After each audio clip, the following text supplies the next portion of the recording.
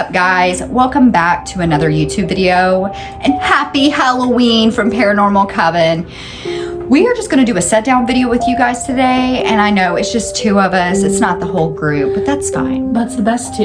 Yeah. So, we're just going to sit down with you guys and do a video and answer some questions about talking about who we are, what our group is, and how we got started. And talk about everybody in the group. So, stick around. We just kind of wanted to sit down with you guys so you could get to know us better and we could get to know you guys a little bit better. So, I would say our story starts with me and Katelyn. Yeah, and our childhood. And how this group came to be. So the first thing I think we're going to start off with you guys is our first paranormal experience we had as kids. When I was a kid, I distinctly remember a black shadow standing, well, I guess it's more of a black figure standing in my doorway staring at me. And it had red eyes. And it scared the crap out of me. And the older that I got, like the more the shadow followed me. Every house I moved to, it was there. And if it wasn't that black shadow, it was something else along those sorts. And it terrified me as a kid. You think whatever you was seeing, like that terrified you so much as a kid, do you think that it was something dark, or do you think it was just... I definitely think that whatever it was dark, because I didn't feel comfort from it. And I know that even if you see shadows in your house, you're probably not going to feel comfort anyways. No, I wouldn't But say. The presence that it gave, it just didn't feel right. Which I will mention, when you have experiences like that and you see certain things like that, your body will tell you. That's kind of collaborates with, like, I seen a dark shadow thing when I was, I'd say about 14. And it was standing at the foot of my bed. And it woke me up. I don't know why I woke up. I wouldn't say it was sleep paralysis because I was moving around and everything.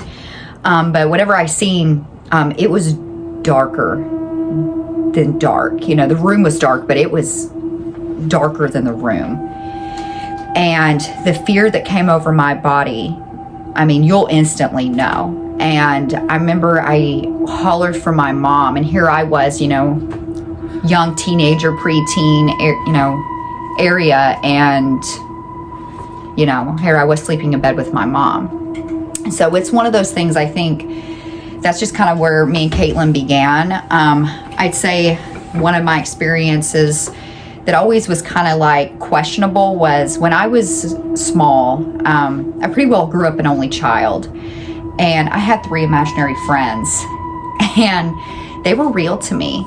And here I am, almost 30 now, and I still remember their names. I can remember every little detail about that. And my mom, when she was still alive, she would tell me all the time that she thought I was seeing things and talking to people that were only I could see. So there is a possibility of that. But I would say, yeah, that's pretty well where me and you got started, you know. And then also, you know, to collaborate with Katelyn's story, her family members have also seen, you know, the dark shadow in your homes. I know we have spoke with her mom, and your mom said that your grandfather, who had lived in the house previous to you all living there, also had seen something like that. So it's a very...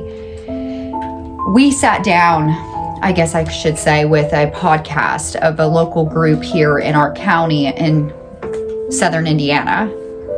And they had said that that is a pretty well-known thing around here, is something of a dark shadow, over like dark presence. You know, it's been seen in quite a few areas. So I don't know if it's just something that looms over Indiana.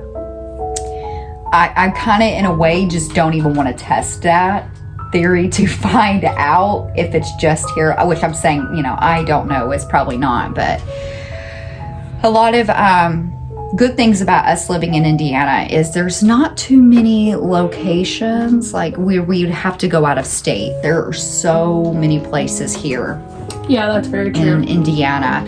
I mean, for instance, one of the best recorded, paranormal, demonic stuff was right here in Indiana. When Gary, Indiana was at, Baggins had purchased the Ammons family home where they had been tormented, and some of you might have seen it, and others, not. I know I have seen the documentary Zach made over the house, and I believe now he has an exhibit in his museum in Vegas of that stuff. So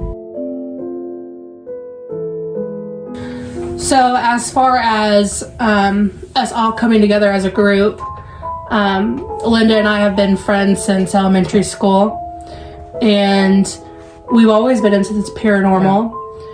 And then, so her husband, he also likes the paranormal, so that's something we all have in common. And then, my husband's brother, Josh, he is in our group, as well as his wife, Leva. Leva had always pretty well been a skeptic. I mean, she likes spooky stuff, but she had always pretty well been a skeptic, I would say, until she had actually had her experience.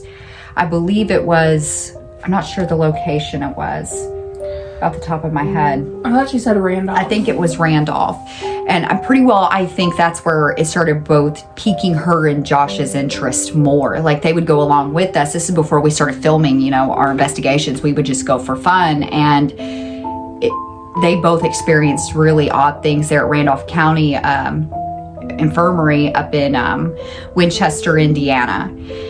And I think that's pretty well kicked it off. I mean, I would say when me and Jeremy first got together, we always was avid. Like, he was a little bit more skeptical in the beginning, and then things had changed, over time. But we would always enjoy, watching paranormal YouTube, paranormal, television shows. So, and then with me and Katelyn, I remember in middle school, one of our biggest dreams of all time was to get to go to Waverly Hills together. And finally, here we're almost 30, and we finally made that happen. So we would always talk about, like, we can't wait till we turn 18 so we can actually go, because you have to be 18 to be able to go. Right. Well, back in the day, I think they've changed some things now, but yeah, back in the day, you had to be 18 to go in. And, there were stories that the tour guys would only take you up to the 3rd floor, and from then on, you'd have to go by yourself, just the creep factor. But unfortunately, I went to Waverly before Katelyn did the first time, but then we got to go for her first time together. So it was a thrill. It was an experience, and I'm glad that we all got to experience that together. You say is your first location that you went to of ours that you was like, something's seriously going on here? Honestly, I would have to say Randolph. Randolph, really? Mm-hmm. I don't know what it is about Randolph in particular, but the basement scared the crap out of me. Yeah. And there was something definitely down there. Oh, yeah. There was something. I mean, don't get me wrong, the rest of the, which Randolph County used to be a poor farm for Indiana, in that particular county, which is Randolph County, back in the 1800s leading into the early 1900s. So the whole place is creepy as it is, but the basement, there was just something dark down there. There's a dark energy down there, and I don't know what it is, who it is. It's just a very odd, because sometimes, and I will say this, I don't want people thinking that we're going to be like certain, investigators that think everything's like dark and evil. No. Sometimes you just catch spirits on a bad day, and I think at times that they will tell you in devices, that they're the devil or whatever else, just to scare you into thinking it's something more darker. But there was not too happy of a spirit, I would say. I mean, I think that I've caught things on all the locations that we've been to. Yeah. But Randolph was the first one that really lit up a light bulb for me. Yeah. Don't get me wrong, Randolph, it was an amazing experience, but I just didn't have that same experience. I think I already had my aha moment was Whisper Estate. in Mitchell, Indiana, which is not too far from us where we live now, but it was a very, everybody had heard the stories, I think that place for sure has a very dark energy. And I will say, I don't think it's just a unhappy soul there. I think it is something that was invited in there and has been brought there. And it's not very, because when you have the feeling if something's running up on you and you're jerking back because you're expecting to see somebody, rush you, and there's nothing there. Right. 100%. There's something. So what would you say is the scariest room in Whisper Estates? There was a couple, but if I would have to pick just one, I would say the slave quarters. I think, and besides that, I would have to say the basement. Just because of the experiences we had. We actually went with another friends of ours. This is before we was filming or anything, but we went there with them. They're paranormal investigators as well. Awesome people. And we could hear something running up the basement steps. Plain clear as day. The feeling of being rushed. As soon as we got there, there's stories of in the doctor's wife's bedroom that the door opens, the closet door opens by itself. We was like, okay, whatever. I literally shit you not, as soon as we got up there, all of us, there was 8, 9 of us there, the closet door opened immediately. It was insane. So I would have to say that was... Yeah, and it wasn't one of those things where the closet door is loose. You had to physically turn the doorknob and it clicked. Yes, we heard the door click and everything. But also another thing, we had motion detectors out. Yeah. That were clocking movement, walking all around the closet area. So it was, it was an experience. It was an experience. So we're going to talk about some of the devices that we use, and not even to say if you want to go out and do your own investigation, you don't need devices. No. Really, all you need is yourself. And an open mind. An open mind, yeah. Yes, it would always be good to record it because then, you could have the evidence to be like, look what I caught, but it's one of those things. We use, our Spirit Talker app, and I will say, because we've had some negative reviews on that with some comments, that's fine. If you don't want to use the app, you don't have to. We like to use it, and we're going to continue using it because there's a lot of great YouTubers out there that use that app. And then also, I would say the Necrometer. We love that app too. Some people, like I said, might not like it. That's fine. And I'll show you guys those real fast so you can continue talking. We love using those. To us, that's where we've caught some of our best evidence. And some people might say, well, it's fake. That's okay if you believe that. We believe that we have caught hard proof evidence that it's real. So here's our Spirit Talker app. And then the Spirit Talker app and the Necrometer, they really work the same exact way. But there's the Necrometer. And we absolutely love this. And then also, at times if we're all filming in a group together, Leva owns a REM pod, and then she also owns a music box that we use. We also have a laser grid that we use. We're slowly but surely getting more equipment. But yeah, like I was saying with the apps, me and Katelyn went to a local cemetery here. As soon as we pulled up, I was like, hey, I don't have a good feeling about this. There's just something off about the cemetery. And it was in the month of October, early October, and they talk about, the veil being thinned, But it was that was just the furthest thing from my mind. It was more of a threat of oh, what if someone's out here, because you never know what you're going to come into contact with. And we was kind of walking around pretty scared, and I asked the spirits if there was anything they would like to say that they have not got to say in a long time, if there was anything that they would like to communicate to anyone.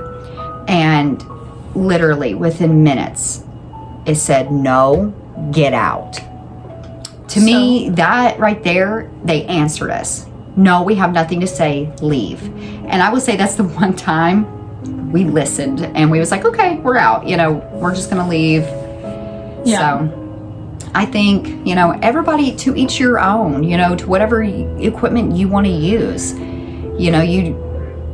but there's no reason to, doubt somebody's equipment. If that's what they want to use and they believe, because like we've said in the past in other videos, it doesn't matter if it's in the day, at night, any part of the day. If a location has activity and is said to have been haunted and you were collecting evidence, that's all you need. There's no worry you don't have to listen to everybody or follow suit with everyone else. Like, do your own thing, be your own investigator and enjoy it. Is there any device in particular that you want to get to add to our collection? A couple things actually, like I would like to get an Ovilus. I think that would be the first thing that I would go after. And why in particular an Ovilus? Just what I've seen of it, by other, accounts of YouTube and, paranormal shows, I love that okay, so with a spirit box, don't get me wrong, I like a spirit box, but the static it drives me up the wall sometimes. And it is very loud. And it's loud. So if you're hearing, through the, spirit box, and then you have banging over here, you might not be able to hear fully what's going on because the static from the spirit box. So with the Ovilus, to me, I like it because it'll just generate the word that I just like it better. And it's, quieter. It'll speak when it wants. And that's, I think, really the reason, Yeah, I think a lot of people can't sit there and try to debunk it and say, well, it's skating through radio stations, so it can pop out a word anytime it wants. Because I think that's like a lot of people's fear. Yeah. Well, like skepticism. Yes, thank you. About a spirit talker, like the spirit box, is that it is scanning through radio stations, and that's the noise that you hear. So it's like, oh, it's probably just saying a word from But it's just kind of weird at times, you ask a question like, what's your name, or something simple, and it goes through the frequencies, and you can have a full conversation where everything is intelligent responses. And that's one thing I think we need to bring up too. Like, you have your intelligent responses where you're getting full responses where they know that they are dead. They know, they are responding to you. They are in communication with you. They know what's going on. And then you have a lot of your residual. It's just like an over, a loop constantly. And that's so freaky to me, to the fact that I think a pieces of us, a piece of me could stay here and keep doing the same thing over and over and over, but they don't realize it. And I think a lot of it, one of the best locations I think for that, Gettysburg, you can still hear the battle. You can, hear the music. You can hear everything going on. And how that is, like, to me, one of the best evidence of apparitions ever caught was at Gettysburg. And to me, it's like they're in a constant loop. They're still fighting. And I think it's like they said that, some say it's a curse. I don't know. One soldier had said, we will fight them till hell freezes over, and then something along the lines of, and then we will fight them on ice. So it's just a constant thing that they're just over and over and over again. So I think that's, yeah, for sure. Okay, so you said that you had 2. So what's your second device that you want? Okay, I would say, oh, it's tricky. There's so many, but I would have to say, always a good REM pod. I always like a good REM pod. To me, I think that's where I've collected a lot of the best evidence ever, was a REM pod. Yeah. So for me, I want a voice recorder. Good one. Because those can usually pick up the voices that we can't hear with our own ears. And then the second one is it's kind of like a REM pod, but it's like a tripwire. Yes. I know what you're talking about. Yes, I've seen that on quite a few channels of them using something like that. Yeah, that would be 100% cool to use.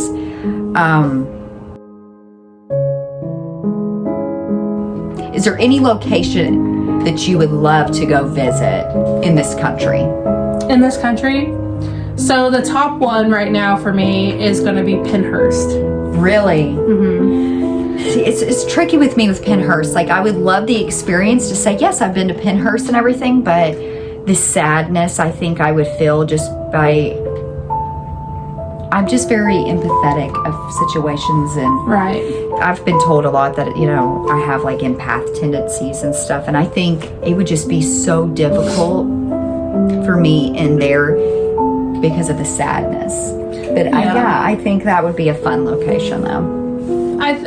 The only reason why like I've never brought it up is because I know it bothers you. Yeah. Which, I mean, it would probably bother me too once I'm there and you can feel the sadness. But they have caught crazy evidence there. Is there any other location besides Pinehurst? I mean, there's a lot that we've talked about. I'm trying to think.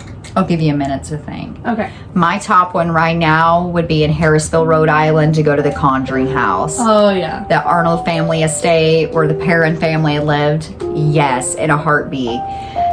Just because some of the, which we just recently watched, I'm not going to name drop or anything, but some of the best paranormal evidence ever. I think that would be number one pick for me, would be to go to the Conjuring House. Oh, yeah. The Conjuring House would be, I would have to steal your answer. Oh, yeah. And then I would say, I'm going to name two more. Okay. Gettysburg, 100%. Yeah. Because I just want to, I'm a big history buff, and just to be able to be there on a battlefield and experience that, 100%. And then I would say my next one after that would be New Orleans. Oh, yeah. Go to New Orleans, yes. New Orleans is also a really good with just one. the history, and, you know, one thing to check out is Marie Laveau's, you know, voodoo, and then also just to be able to kind of get a vibe. I don't know if you can go in there to Madame Delphine Lalaury's, you know, torture mansion. And I actually think you can, because I think they do tours through it. Okay, so yeah, just to be able to go through a tour there, you know, I think, yeah, 100%. So that brings me back to the one I was thinking of, which is Lizzie Borden House. Yes. So yes. Salem, Massachusetts. All of Salem, I swear it just... Yeah, yes, going to Fall River and Salem, I think that would be top of the list for everyone in the group, especially Leva. I think that would be 100% a fun experience. So, as far as our upcoming content, there will be less paranormal investigations just during the colder months, and more sit down, and it'll be like reactions or... Yeah, we're going to do some reactions. We're going to watch some like TikTok videos. We'll watch some YouTube videos and kind of react to those, or we'll just kind of sit down and in conversation with each other, talk about, you know, locations, you know, experiences. And also, I want to add, we want you guys to interact with us. So leave us comments, you know. Ask us questions. Yes, ask us questions. We will do a Q&A with you guys of our opinions of stuff. Like, we would be so excited to do that with you guys. But with that also being said, we do have some upcoming locations that we do have planned. I know that we have one planned in December, and one planned in November, one planned in December, and then one planned in January. Yes. So we do have 3 upcoming locations that we are going to. Right now we're just waiting on availability. Yeah. And the thing is, you know, yes, we would love to be able to go out, you know, every week and film, you know, a haunted location around our area for you guys and collect evidence. But unfortunately, where we live at, it's cold. Here it is. It's Halloween and it's freezing. And we get lots of snow. So, and it's very temperamental here. Indiana, I know it can never decide if it wants to rain one day, snow the next, be sunny the next day. Right. But it's cold as hell here. It's gonna be hella cold, okay? That'll be it for today, you guys. Thanks so much for watching us, subscribing to us, and following our journey. We appreciate you guys so much. So if you aren't and you want, subscribe to our YouTube, hit that like button, and push that notification bell so you can get notified every time we post a video. Because we have a lot of good content coming and you don't want to miss out. No, we're so excited, you guys. So We thank are. you so much. I'm Linda. I'm Katelyn. And we're Paranormal Coven. Peace out.